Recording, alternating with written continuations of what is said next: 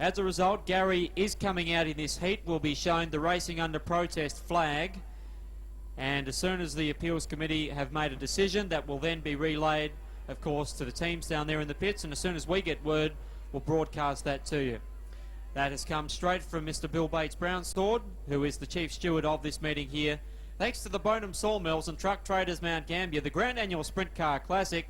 We hope you're having plenty of fun out there. Some big names and some heavy hitters due to come out. Here's what the printout tells us. Victoria 27, Robert Forbes from 1. Victoria 60, Kevin McCullum from 2. SA 5, Mark Gilbert from 3. SA 2, Wayne Bunker from 4. Victoria 37, David Anderson from 5. Queensland 32, Nathan McDonald from 6. Australia 1, Gary Brazier racing under protest from 7. And New South Wales 29, Kerry Madsen from 8. I'll repeat. Forbes on 1, McCullum on the outside of the front row. It's an all-Victorian affair, followed by an all-South Australian affair on the second row with Mark Gilbert and Wayne Bunker. Back behind them, we see Albury's David Anderson and Bundaberg's Nathan McDonald. Following them, we see the likes of Gary Brazier, who lives just down the road from Parramatta City Raceway. Next to him is Kerry Madsen, fellow New South Welshman. In the hands of our starter, Mark Gilbert, hard on the hammer early on, a supreme manoeuvre. Really on the edge there, swallowing up Forbes in 27. Gary Brazier very nearly cooked it in 1 and 2. And now just slowly looks set to rejoin the track. He's brought the vehicle to a halt out near the track's outer edge. I don't know, I presume the fire's gone out in the Australia 1 car. The yellow lights have come on. Maybe a problem in Australia 1, whether it jumped out of gear or the fire has gone out, something of that nature.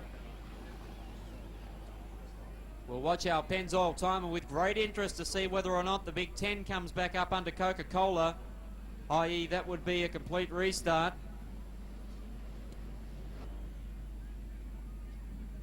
Well, whether he's your favourite or not, he's back into the ball game, at least for this heat.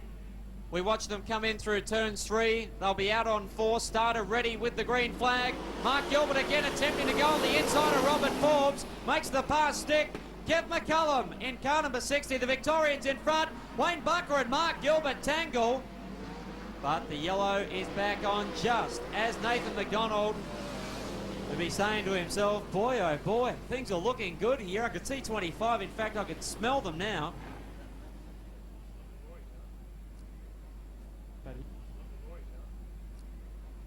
But his whiff of 25 now is quickly disintegrated. He'll drop back through the field. And it should be Robert Forbes in 27. I'm sure he'd be a little bit hot under the collar. The driver's coming at him from all directions, not to mention Mark Gilbert. And full credit to the South Australian and his crew. I know that Robbie Collins and also Ashley from Dave Farrell's crew, I can't quite think of his surname offhand, are helping him out. He's got 1 or 2 guys up as well from Adelaide also assisting him. As he moves in now alongside Wayne Bunker, David Anderson, Nathan McDonald poised and ready on the third row. Gary Brazier and Kerry Madsen ready to go into some combat on the fourth row. McCullum launches away. Mark Gilbert finds an outside pass on Robert Forbes. Nathan McDonald passes the lot of them. Moves into position number 3 now. Bunker is his next target. Brazier looks to get around the outside of Forbes in 27. He's done that. Now McDonald works Wayne Bunker over. Outside of the track and makes the pass. Superb manoeuvre that. The young man with plenty of potential, lots of ability, is Alan Fell's prepared engine, propelling him around this quarter-mile clayway with ease. Outside of McCullum, the Bundaberg Bullet now hits the front. Another Mac attack as he cruises into 1. And a clay coming up there from Kevin McCullum, who stays down on the bottom side of the track. Kerry Madsen, a monumental flip in 2. That is one of the biggest crashes you are ever going to see. That has wiped the front axle of that car clean out. It's wedged up there just above the concrete. I cannot believe it. Safety crew are very quickly moving over to the scene, and that is an horrendous accident. In the name of racing, riding a wheel, we haven't seen anybody go over that hard here at Warrnambool for quite some time. There's a big cheer. Saw it happen, unfortunately, for Kerry Madsen. When he rode that wheel, he went into the wall at an awful hard speed. And because this racetrack is lightning fast, grinding a wheel. We haven't seen anybody go over that hard here at Warrnambool for quite some time. There's a big cheer.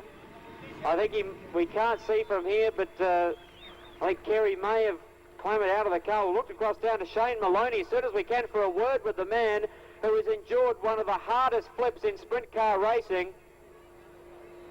All to comprehend the front axle wedged up there on top of the concrete barrier. The safety fence has done its job. Jimmy Shone, I haven't seen a front axle wiped clean out of a car and wedged up there. It's just being lifted down now like it's a piece of rubbish. That was amazing. I was just stunned when I saw it happen. Unfortunately for Kerry Madsen, when he rode that wheel, he went into the wall at an awful hard speed. And because this racetrack is lightning fast and creates mega big time action, last year at the Australian title, in pretty similar spot, Ron Cricky lost a front axle there when he came off the rear of the field in the 30-lapper, and also at the end of the field, at the end of the race, Stephen Gore lost a front axle here right in front of us when he had it coming together with Robbie Farr, and that took the front axle out of his car too. But that's an awful lot of damage done to that car. He hit the wall very, very hard. I did see sparks come flying out of the right-hand side of the engine, and I would say that motor has also sustained a lot of damage, and that's horrific luck for Kerry Madsen.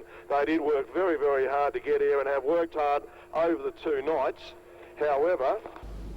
So it's Nathan McDonald in car number 32, Kevin McCullum in 60, Wayne Bunker in 2, Mark Gilbert in 5, David Anderson in 37, Gary Brazier. Australia 1 back there. We see the 27 of Robert Forbes. That's the entire field for you. The rubber cone is out there on the back stretch. No passing to be done before that. Mark Gilbert, a slide job on Wayne Bunker. Says, thanks very much, I'll have third. They work into corner number 1. Gilbert fired up after his earlier altercation with the national champ. Into corner number 3 now. McCullum keeps it down to the bottom of the track. Mark Gilbert goes around him. A superb pass that. Keeps it up high. McCullum now moves out of the equation. Will take no further part in it. A handling problem is on the infield. Is anybody going to stop the Mac attack in the shape of Nathan McDonald? The Fraser Shaw sponsored gambler is looking $1 million as he rolls out of turn number 4. Mark Gilbert in 5 is also pulling to the infield. That's tough luck for him. Could really have done with the points he was going to pick up from this. But Gary Brazier now is on the trail of David Anderson in car number 37. Brazier's a very fiery customer, but so too is Ando as they come through now with 2 1/4 laps remaining for our leader. It is all one-way traffic. McDonald masterfully makes his way around the high side of the track in 1 and 2. Brazier not relenting inside of Anderson. They nearly touch, but the Albury Express fights back. Robert Forbes just about overcooks it. 1 remaining.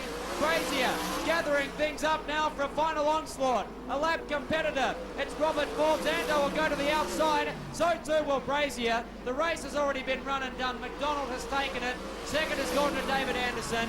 And third has gone out to Gary Brazier unofficially, with 4th position being allotted to Wayne Bunker in car number 2. The Bailey chassis out of the US. What a sterling drive that one after that big caution following Kerry Madsen's unfortunate exit from that heat race. Nathan just gathered everything up. He was focused, and that gambler car of his was on fire out there.